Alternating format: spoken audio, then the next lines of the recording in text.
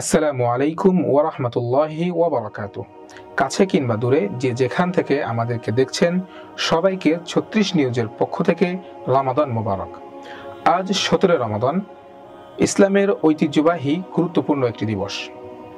দীর্ঘ ১৩টি বছর মহানবী সাল্লাল্লাহু আলাইহি ওয়াসাল্লাম ও তার সাহাবা একরাম মক্কার কুরাইশদের নির্যাতন সহ্য করেছেন।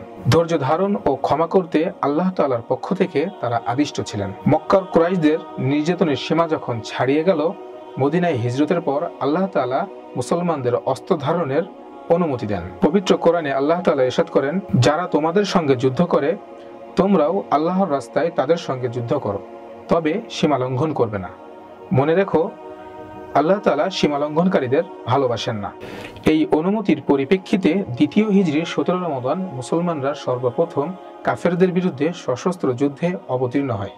মদিনা থেকে ১৫০ কিলোমিটার দূরে অবস্থিত বদর নামক স্থানে সংঘটিত এই যুদ্ধের নাম বদর যুদ্ধ। বস্তুগতভাবে এই যুদ্ধটি মুসলিম ও কাফেরদের মাঝে ছিল একটি অসম যুদ্ধ।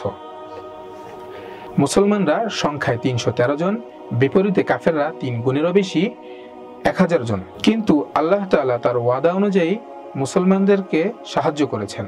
দুর্বল হওয়া সত্ত্বেও বদর যুদ্ধে বিজয়ের মালা মুসলমানদেরকে পরিয়েছেন। বদর যুদ্ধের শুরু ও শেষ ঘটনা প্রবাহে বহুবিধ শিক্ষা রয়েছে। এর মধ্যে অন্যতম শিক্ষা হলো, আল্লাহ তাআলা জালিমকে একটা নির্দিষ্ট সময় পর্যন্ত সুযোগ দিয়ে থাকলেও শেষ বিচারে মাজলুমের হাতেই তার পতন ঘটে। ইতিহাসের পাতায় মাজলুম স্বমহিমায় মাথা উঁচিয়ে থাকে আর জালেম ইতিহাসের আস্তাকুঁড়ে নিক্ষিপ্ত হয়। ধন্যবাদ।